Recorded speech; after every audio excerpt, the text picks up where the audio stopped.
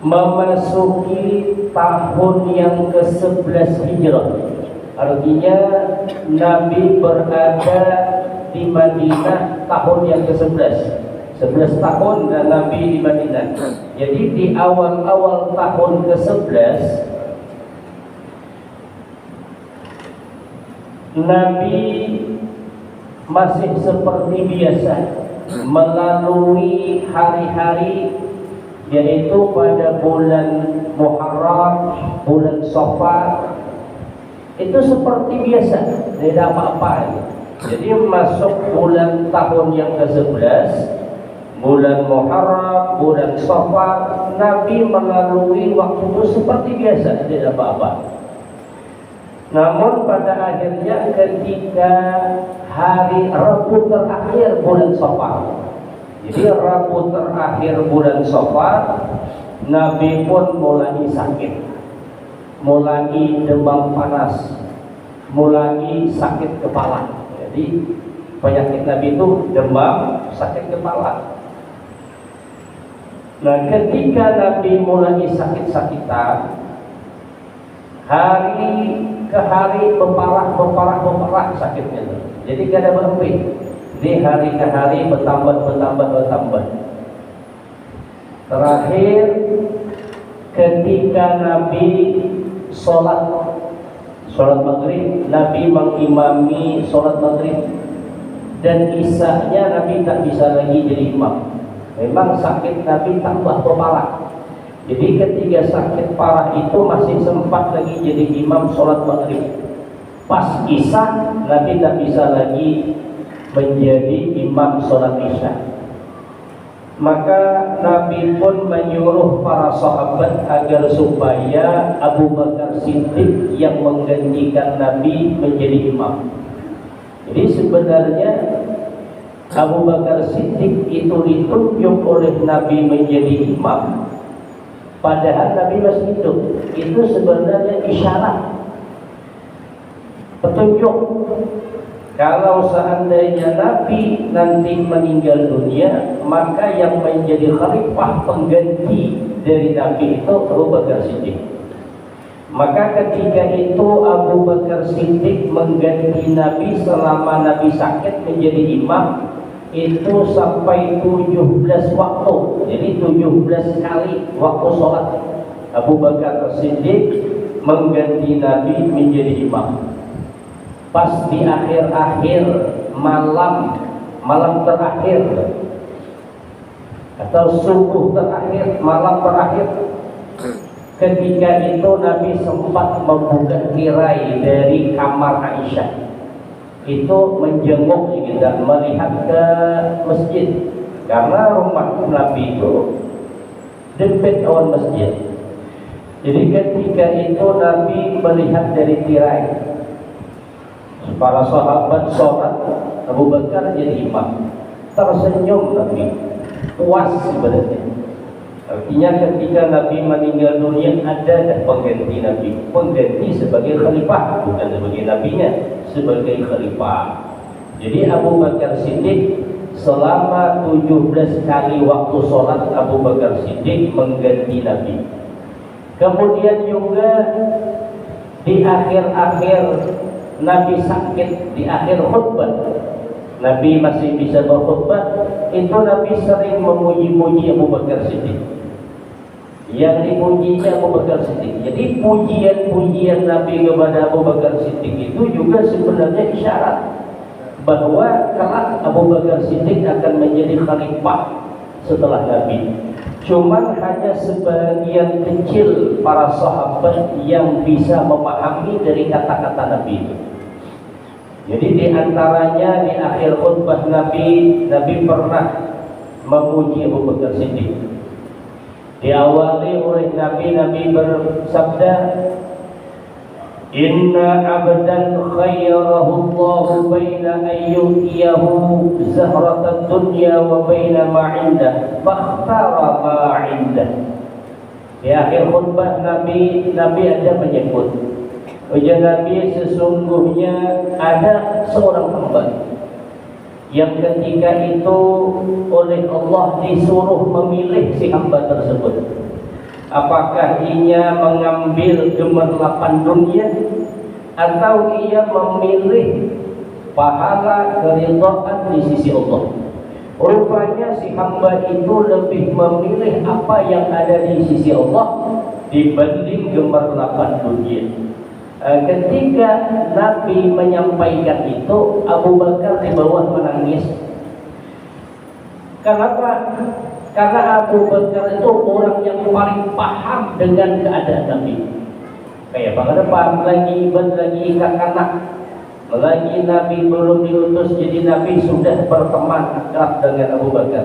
Jadi Abu Bakar itulah yang paling paham dengan keadaan Nabi. Karena yang dimaksud Nabi seorang hamba yang oleh Allah disuruh memilih antara gemerlapan dunia dan apa yang ada di sisi Allah. Yang dimaksud Nabi itu ya Nabi sendiri. Abu Bakar mendengar itu menangis. Abu Bakar. Para sahabat yang lain melihat Abu Bakar menangis heran. Kenapa si Tuhan menangis? Abu Bakar menangis. Maka Abu Bakar menyahut dari khutbah Nabi. Ujar Abu Bakar, wahai Rasulullah, kami menebusmu dengan orang tua kami dan ibu-ibu kami yang menjadi tebusan. Mendengar ucapan Abu Bakar Siddiq, Nabi pun menyembah. Ujar Nabi, inna amanan nasi alayya fi suhbatihi wa malihi Abu Bakar. Walau kuntu muttakhizan min ahli al-ardi khalilan lantakhaltu Abu Bakrin khalilan. Walakin ukhuwatul Islam. Di akhir khutbah Nabi menyembah, sesungguhnya orang yang paling aku percaya baik dalam masalah persahabatan, masalah harta, Abu Bakar lah orangnya. Baik. Itu Nabi itu dikhalayak ramai di akhir khutbah. Ujar Nabi, sesungguhnya orang yang paling aku percaya dalam masalah persahabatan dan harta, Abu Bakar orangnya. Karena memang Abu Bakar itu habis hartanya berjuang di jalan Allah bersama Nabi. Bahkan Abu Bakar Siddiq itu persahabatan. Dia berjuang bersama kawan Nabi. Habis hartanya demi berjuang di jalan Allah bersama Nabi. Masalah persahabatan ketika Nabi diangkat menjadi Nabi, nah, pertama kali orang yang Nabi dakwahi, ujar Nabi, wahai Abu Bakar, kalau seandainya aku sambat aku ini adalah utusan Allah, percaya deh kau. Percaya ya Abu Bakar. Abu Bakar langsung. Abu Bakar yang pertama percaya. Maka ujar Nabi, kalau seandainya aku boleh menjadikan seorang kekasih dari kalangan manusia di muka bumi, maka yang aku pilih sebagai kekasihku itu Abu Bakar orang. Nah, dalam hadis lain disebutkan, akan tetapi kada boleh, karena yang dijadikan kekasih itu di dalam hati hanya Allah gitu. Dalam hadis lain disebutkan itu. Jadi ujar Abu Bakar, kalau seandainya aku boleh memilih menjadikan seorang kekasih penduduk bumi ini, Abu Bakar lah orangnya. Cuman kada boleh, tapi cukuplah ukhuwatul Islam, persaudaraan sesama Islam saja. Intinya Abu Bakar Siddiq itu sudah dalam pandangan Nabi itu lebih daripada yang lain. Itu juga menunjukkan isyarat sebenarnya. Kalau seandainya Nabi meninggal dunia, Abu Bakar lah orang yang berhak menjadi khalifah setelah Nabi. Kemudian di akhir khutbah Nabi lagi menyebut, la yabqa fil masjid khawbatun illa suddat illa khawbatu Abi Bakar. Ujar Nabi,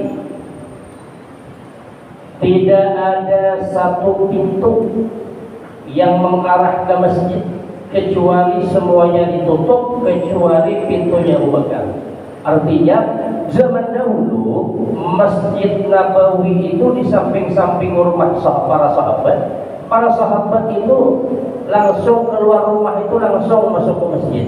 Masing-masing maulah lawang halus lah gitu, tingkat masuk ke masjid. tanpa melewati pintu utama. Jadi hingga masjid itu rumah para sahabat masing-masing maulah lawang masuk ke masjid. Begitu juga Abu Bakar. Maka Nabi SAW menyebutkan bahwa pintu-pintu itu tutup semuanya. Tidak boleh lagi masuk dari rumah langsung ke masjid terhadap, tutup semuanya. Masuk ke Masjid Nabawi melalui pintu utama, kecuali pintu Abu Bakar. Namun Abu Bakar rumah langsung masuk ke masjid marah. Jadi ada pengecualian. Nah itu juga menunjukkan bahwasanya Abu Bakar itu memang dalam pandangan Nabi istimewa dibandingkan yang lainnya. Dan itu sebenarnya isyarat juga bahwa ketika Nabi SAW meninggal dunia, Abu Bakar lah yang jadi khalifah. Belum lagi ketika Nabi sakit dan bisa lagi menjadi imam, Abu Bakar yang disuruh Nabi mengimami. Nah itu sebenarnya isyarat yang jelas. Abu Bakar disuruh Nabi mengimami sholat, sementara ketika itu Nabi masih hidup. Abu Bakar rela, Nabi rela dengan Abu Bakar mengimami para sahabat lainnya. Maka Abu Bakar pun menjadi imam sebanyak 17 kali waktu. Dan ketika itu Nabi pun tidak bisa lagi menjadi imam karena sakit Nabi bertambah parah.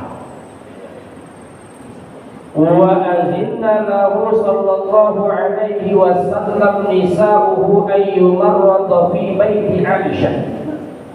Maka Nabi sallallahu alaihi wasallam pun meminta izin kepada istri-istri Nabi bahwa Nabi sakit di rumah Aisyah saja. Karena ketika Nabi awal mulaan sakit, jadi di akhir bulan Safar, Rabu terakhir bulan Safar, itu Nabi sakitnya di rumah istri yang bernama Maimunah. Jadi Nabi tinggal di rumah Siti Maimunah, istri Nabi, di awal-awal di akhir bulan Safar, Rabu terakhir. Di situ awal sakitnya Nabi. Kemudian berpindah gitu. Jadi nang ke rumah nang bini ini, esok pindah pulang ke sini, esok pindah lagi, digilir, pindah lagi. Jadi Nabi sakit itu kegantian istri itu menggeduh. Dan terakhir Nabi minta izin kepada para istri supaya Nabi itu kada pindah-pindah aja, tetap aja di rumah Aisyah aja lagi. Ketika lagi pindah ke sini, tapi sakit di rumah Aisyah aja. Maka istri-istri Nabi pun mengizinkan. Lima ra'ayna min hirsihi ala dzalik. Karena memang istri-istri Nabi melihat bahwasanya keinginan Nabi itu sakit di rumah Aisyah, kada pindah-pindah ke istri-istri yang lain lagi. Akhirnya istri-istri yang lain pun mengizinkan Nabi kada payah pindah-pindah, marah di rumah Aisyah dia lagi. Pada kala baitaha yauman isnain, maka Nabi pun masuk ke rumah Aisyah hari Isnin. Wa tawaffahu Allahu yauman isnain, dan Allah wafatkan Nabi sallallahu alaihi wasallam di hari Isnin. Hina zalat asy-syams, ketika tergelincir matahari, berarti ibadah zuhur. Wa qila hina ishtaddat duha, ada lagi yang mengatakan Nabi meninggal itu ketika masuk waktu duha, berarti kira pagi lah, kira jam 8-an Nabi meninggal dunia. Kal waqtil ladzi dakhala fihi ilal Madinah, sama seperti halnya waktu di mana ketika Nabi mulai masuk kota Madinah. Ketika Nabi hijrah dari Mekah ke Madinah, masuk ke Madinah itu pas waktu duha. Dan ketika itu pula Nabi SAW meninggal pas di waktu duha.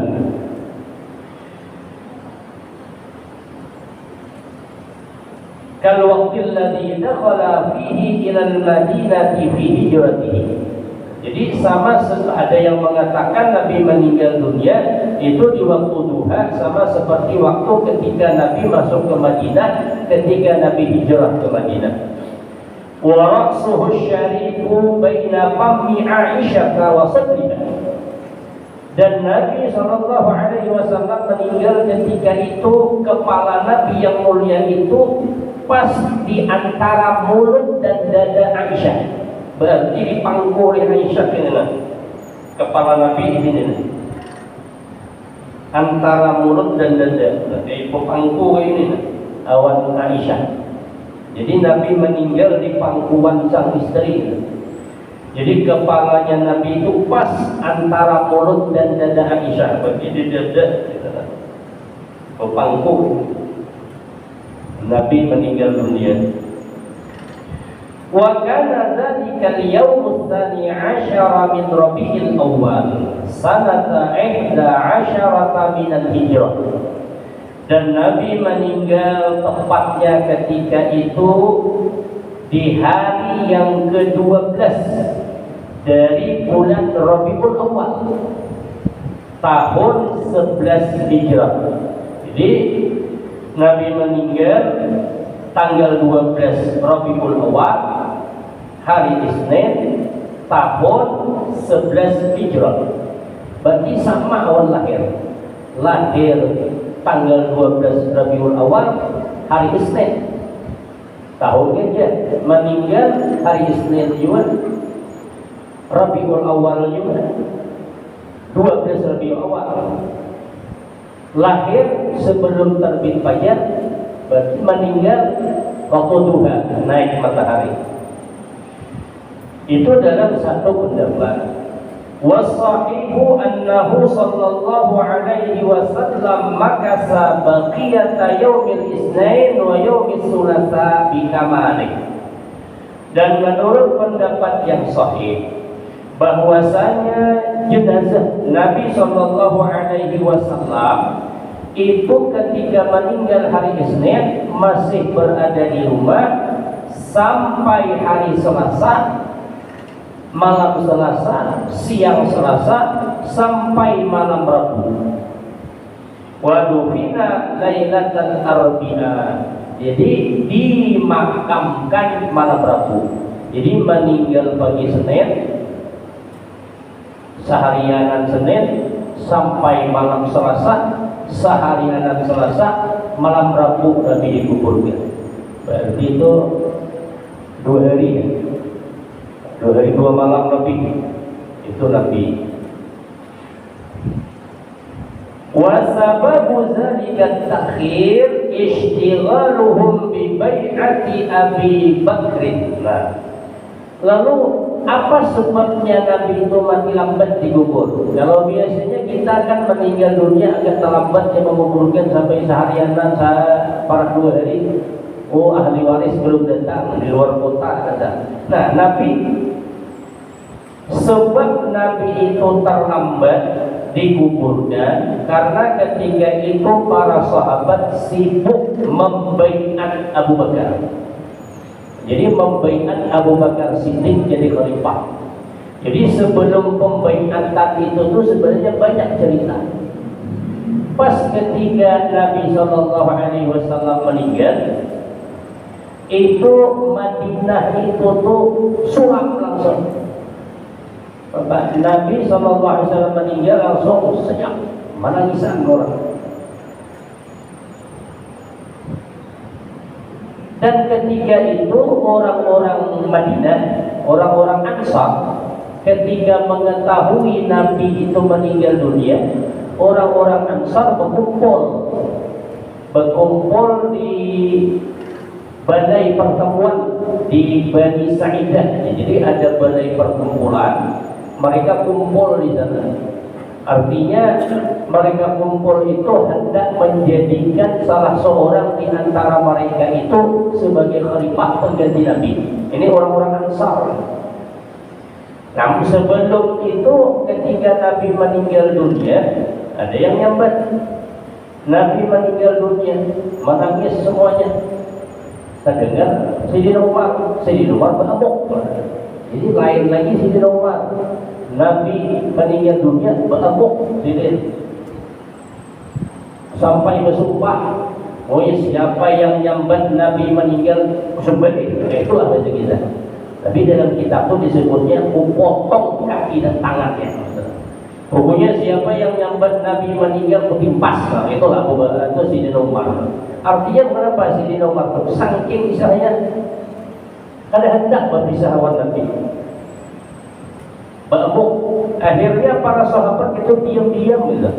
Jadi menyampaikan ke orang-orang itu diam-diam tanpa sepengetahuan Sayyidina Umar. Karena apabila ada orang yang nyambat Nabi meninggal timpasnya, maka ada yang wali mahalah menyebut umum. Nah kebetulan ketika itu Abu Bakar Siddiq tidak di tempat. Jadi Nabi meninggal dunia itu Abu Bakar Siddiq tidak di Madinah. Abu Bakar Siddiq sedang keluar dari Madinah, tujuannya menggilir istri. Karena Abu Bakar Siddiq banyak juga bininya. Jadi ketika itu pas giliran istrinya yang ada di luar Madinah. Ketika menggilir istrinya di luar Madinah, dengar berita Nabi meninggal dunia. Maka Abu Bakar Siddiq pun pulang ke Madinah. Berita yang Abu Bakar Siddiq dapatkan bukan hanya sekedar Nabi meninggal dunia, cuma Sayyidina Umar mabuk gitu. Nabi meninggal, Sayyidina Umar mabuk. Maka kan ada yang wani ulang tanya, meredakan membisai Sayyidina Umar. Maka ketika itu Abu Bakar langsung masuk ke rumah Aisyah. Nabi dalam keadaan sudah ditutup muka, kayak kita juga meninggal ditutup muka. Dibuka oleh Abu Bakar Siddiq, dicium wajah Nabi. Menangislah Abu Bakar Siddiq. Cuma Abu Bakar Siddiq itu menangis hanya di situ saja. Keluar dari rumah itu Abu Bakar Siddiq sampai menangis. Nah, disitulah Abu Bakar Siddiq langsung pidato, berkhutbah, membaca ayat Al-Quran. Wa ma Muhammadun illa rasul qad khalat min qablihi ar-rusul afa imma ta'aw qutila qalabtum ala aqabikum wa man yanqalib ala aqibaihi falan yadurra Allah syai'an wa sayajzillahu syakirin. Kemudian ayat Al-Quran lagi, innaka mayyitun wa innahum mayyitun. Nah intinya Abu Bakar berkhutbah itu memadahi Sayyidina Umar secara tidak langsung bahwa Nabi kita ini hanyalah seorang rasul, bukan malaikat yang ada simpatian. Nabi hanyalah seorang rasul, dan banyak rasul-rasul sebelum Nabi itu semuanya meninggal dunia. Tidak ada yang abadi, tinggal semuanya. Kemudian baca lagi ayat innaka mayyitun wa innahum mayyitun.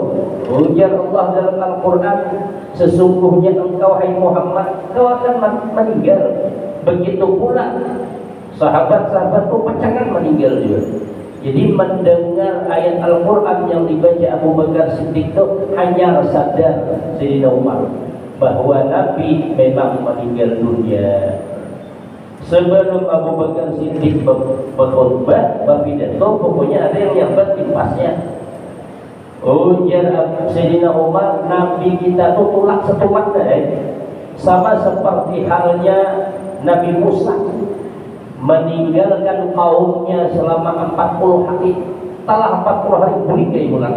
Nabi kita itu juga, dia tulak setumat kita boleh kayak ulang. Nah itulah saking kada hendaknya berpisah awal Nabi.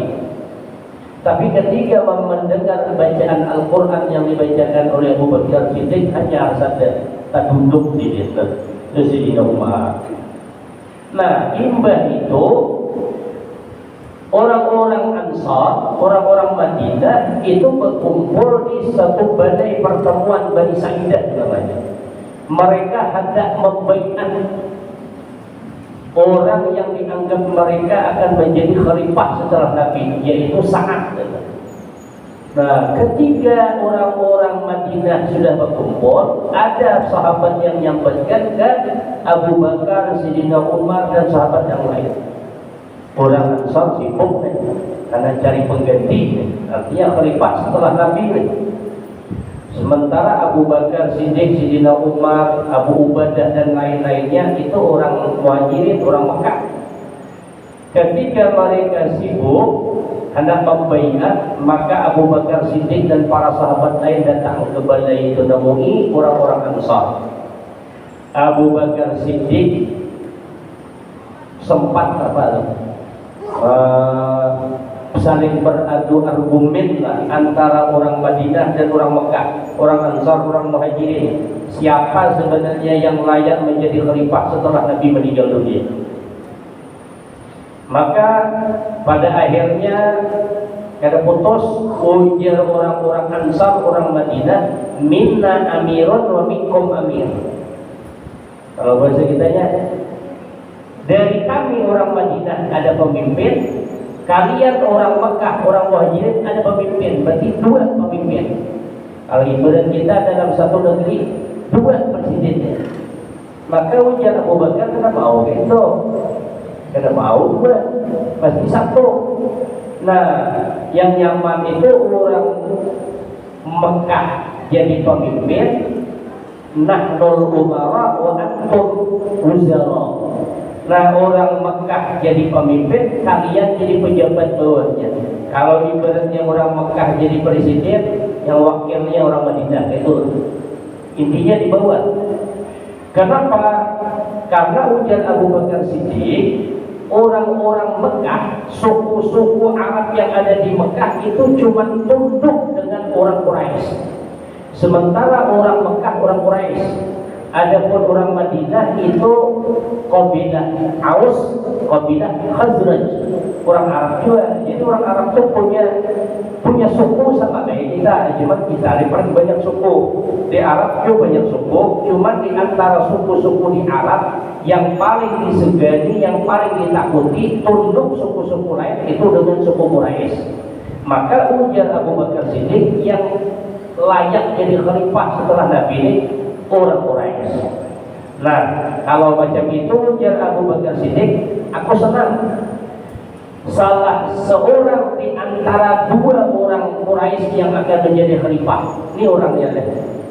Umar, Sidin Umar atau Abu Ubadah. Nah, pilih aja kalian. Umar kah atau Abu Ubadah kah yang menjadikan khalifah? Pilih aja antara dua ini, bagus keduanya. Ketika Sayyidina Umar disambut itu langsung keluar berdiri tunjuk tangan. Oh ya, Sayyidina Umar yang layak, yang patut menjadi khalifah itu tuh bukan aku, bukan kami, itu orangnya. Maksudnya tunjuk Abu Bakar. Kenapa jadi tunjuk Abu Bakar? Cobalah kalau bahasa kitanya lah. Cobalah ujar Sayyidina Umar pikir. Yang masuk Islam pertama siapa? Itu orangnya Abu Bakar. Yang berteman berkawan awal Nabi siapa? Itu orangnya. Ketika kaum muslimin, ketika baru-baru Islam itu para budak disiksa oleh tuannya, siapa yang tukang bebaskan? Itu orangnya. Ketika Nabi itu dibuli, disakiti oleh kafir Quraisy di Mekah, siapa yang wani masang badan? Itu orangnya. Dan ketika hijrah ke Madinah ini sampai dicari orang, hendak dibunuh orang, siapa yang awali? Itu orangnya. Yang itu terus nunjuk Abu Bakar. Yang pada akhirnya semuanya sepakat, yang memang layak, memang patut jadi khalifah itu Abu Bakar. Belum lagi ujar Sayyidina Umar. Pas Nabi sakit keras tidak bisa lagi jadi imam, siapa yang mau imam yang disuruh Nabi? Abu Bakar. Akhirnya semuanya pun sepakat bahwa Abu Bakar Siddiqlah yang menjadi khalifah setelah Nabi. Nah, jadi salah satu penyebab Nabi itu lambat dikubur itu nih, masalah pembaiatan Abu Bakar Siddiq sebagai khalifah. Wakila li adami ittifaqihim ala mautihi sallallahu alaihi wasallam. Ada lagi pendapat yang mengatakan kenapa Nabi itu terlambat dikuburkan, dikarenakan para sahabat itu tidak sepakat belum tentang wafatnya Nabi. Ada yang nyambut belum meninggal, ada yang nyambut sudah. Kalau di masyarakat biasanya kan pas orang meninggal waktu di kampungan lah, itu kan ada seekor berdua nama Marisa. Oh dia lagi ya, nyenong seekor masih panas, ini kok ada sibuk tuh. Oh ya ini kan yang mana? Tinggal bawa ke rumah sakit ya Pak, dia lagi di dokter selesai yang mendahulu kan. Sampai yang mendak telinga ada yang mendak di hidung, ada yang ini menentukan orang ini sudah meninggal ke belum. Jadi ada pendapat yang menyebutkan para sahabat tidak sepakat belum kalau Nabi itu betul-betul meninggal dunia. Jadi dua inilah penyebabnya Nabi itu terlambat dikuburkan. Wa kanat muddatu maradihi 13 yawman, dan adalah masa waktu sakitnya Nabi selama 13 hari. Jadi Nabi sakit ke 13 hari. Wa qila 14, ada yang menyebutkan selama 14 hari. Wa qila 12, dan ada yang mengatakan 12 hari. Wa qila ghairu dzalik, dan ada pula yang menyebutkan lebih dari itu. Walahu minal umri 63 sana. Adapun umur Nabi ketiga itu tepat 63 tahun. Kalau di dalam kitab Nurul Yakin yang dikarang oleh Syekh Muhammad Hudhaifi, ahli falak, seorang ulama ahli falak, beliau menyebutkan Nabi itu umurnya 63 tahun 3 hari gitu. Jadi 63 tahun 3 hari lebihnya. Itu menurut bulan menurut hitungan bulan Qamariyah, artinya bulan Arab gitu. Kalau dihitung dengan bulan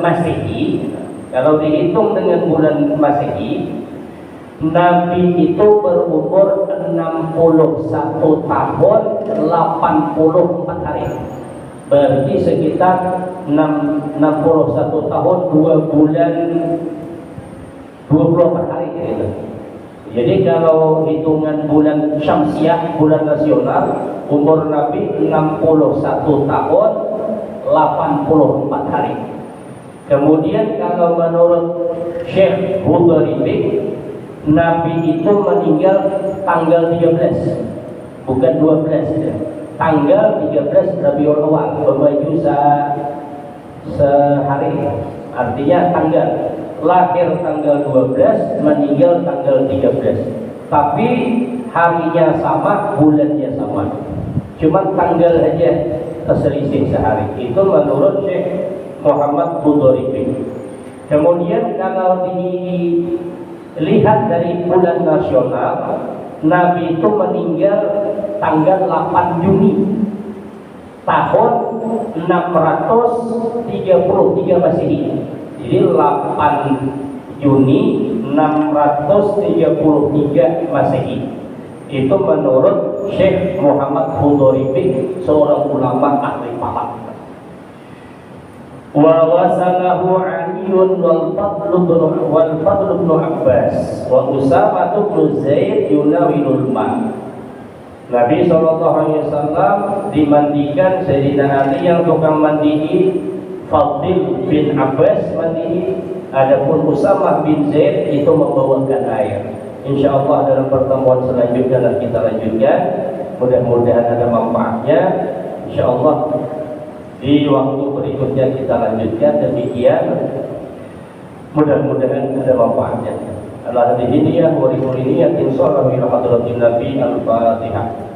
A'udzu billahi minasyaitonir rajim. Bismillahirrahmanirrahim. Alhamdulillahirabbil alamin arrahmanir rahim maliki yaumiddin.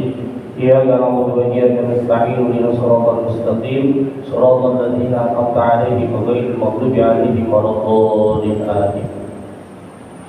Bismillahirrahmanirrahim. Alhamdulillahirabbil alamin wassalatu wassalamu ala asyrafil anbiya'i wal mursalin sayyidina wa maulana Muhammad wa ala alihi wa sahbihi ajma'in. اللهم انفعنا بما علمتنا وعلمنا بما ينفعنا وزدنا علما نافعا وفهما وحفظا وهداية وتوفيقا. اللهم أخرجنا من ظلمات الوهم وأكرمنا بنور الفهم. اللهم فقهنا في الدين وعلمنا التأويل. ربنا آتنا في الدنيا حسنة وفي الآخرة حسنة وقنا عذاب النار. وصلى الله على سيدنا محمد وعلى آله وصحبه وسلم والحمد لله رب العالمين. السلام عليكم ورحمة الله وبركاته.